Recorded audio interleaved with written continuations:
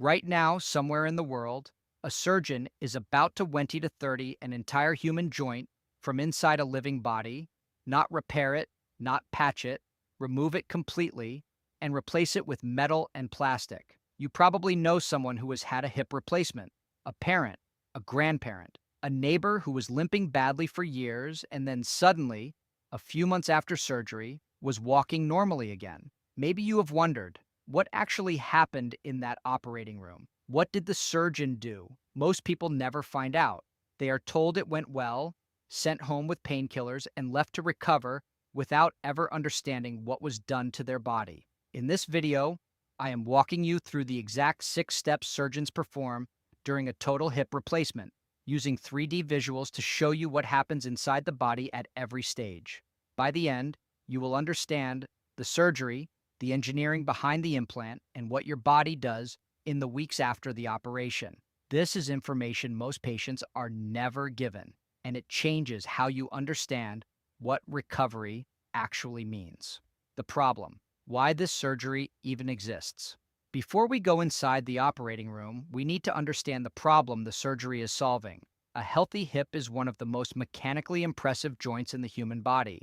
The rounded ball at the top of your thigh bone, called the femoral head, sits perfectly inside a cup-shaped socket in your pelvis called the acetabulum. Between them is a layer of cartilage so smooth, so well lubricated, that the friction is actually lower than ice sliding on ice. Every time you walk, sit, stand, or climb stairs, that joint absorbs force, distributes load, and allows fluid movement, quietly, painlessly, without you ever thinking about it.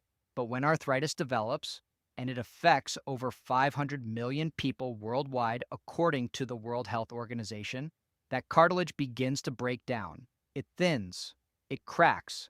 In advanced cases, it disappears completely. And when that happens, bone starts grinding directly against bone. Every step sends a shockwave of pain into the joint. Simple tasks, putting on shoes, getting out of a chair, walking to the kitchen, become ordeals. Here is the important part that most people do not realize.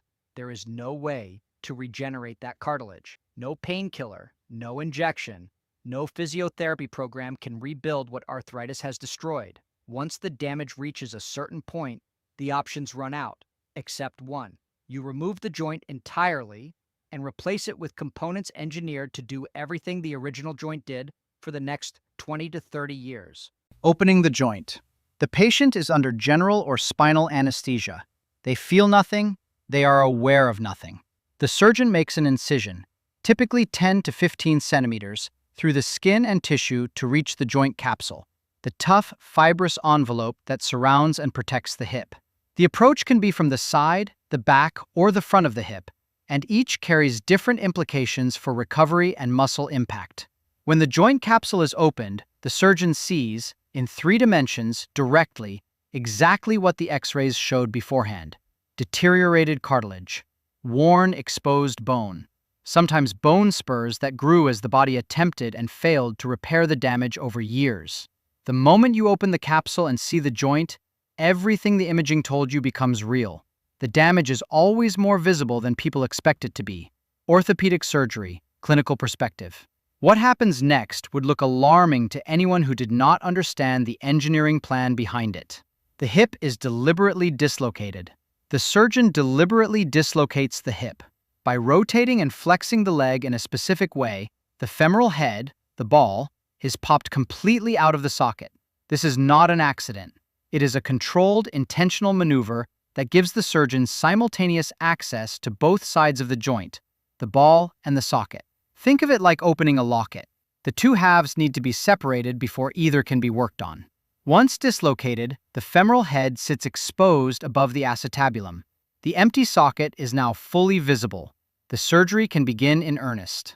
Most people, when told their hip was dislocated during surgery, feel a flicker of alarm. But this step is as routine and deliberate as every other, planned precisely in advance using CT imaging and digital templates. Removing the femoral head. Using an oscillating surgical saw, the surgeon cuts through the femoral neck, the narrow column of bone just below the ball, at a pre-planned angle and height. The femoral head is then lifted away from the body and set aside. Gone. The joint that was there for decades, the joint the patient was born with, is removed in under 2 minutes. What remains is the hollow canal of the femoral shaft, the long tube of bone running down the thigh, and the empty acetabular socket. Both now need to be prepared to receive the implant components. This is the point in the surgery where, if you were watching, you would begin to understand why orthopedic surgeons describe their work as much closer to precision engineering than to traditional medicine. Because what happens next is exactly that. Preparing the bone. The surgeon works on both sides of the joint simultaneously. One team member preparing the femoral canal, while another prepares the socket. Inside the thigh bone, a series of tools called broaches are used. Think of them as progressive chisels, each one slightly larger than the last, that carve the inside of the femur into the precise shape needed to accept the titanium stem. The surgeon has pre-selected the implant size using CT scans and digital planning software. Every broach is one step closer to that final fit. At the socket, a hemispherical reamer, a spinning bowl-shaped cutter, grinds the acetabulum into a smooth, precisely sized curve. The goal is a surface that perfectly matches the shape of the acetabular cup that will be pressed into it. In this surgery, fractions of a millimeter matter. The bone preparation determines how well the implant sits, how long it lasts, and whether the patient walks with a limp or walks normally. Orthopedic engineering, clinical reference. This step takes patience. It is not dramatic to watch, but it is the foundation on which everything else rests. The implants are placed first. The acetabular cup, a titanium shell with a roughened, porous outer surface, is pressed directly into the reamed socket. No screws, no cement, just precision engineering. The fit is tight enough that the implant holds under your full body weight immediately. Inside the cup, a smooth plastic or ceramic liner is clicked into place. This is the surface where the ball will move. Next, the femoral stem. A tapered titanium stem is driven down into the prepared femoral canal. The geometry of the bone and the stem create a friction fit so precise that the implant begins bearing load within hours of surgery. A ceramic or metal femoral head, the new ball, is then locked onto the top of the stem with a firm impaction. And then the moment that defines the entire operation. The new femoral head is guided into the acetabular cup.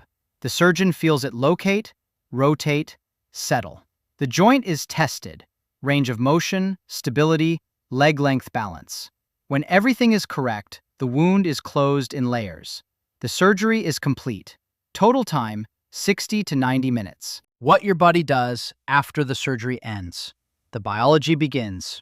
In the first 72 hours, the immune system floods the surgical site with an inflammatory response. Immune cells move in to clear debris and seal damaged blood vessels. This is not a complication. This is exactly what the body is designed to do, the opening phase of repair. But the more remarkable process begins over the following 6 to 12 weeks, and most patients are never told about it.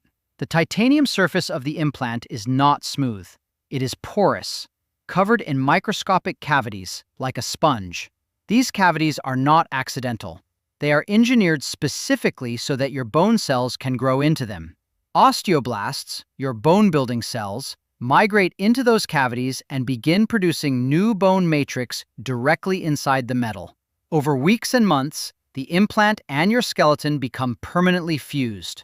Surgeons call this process osseointegration.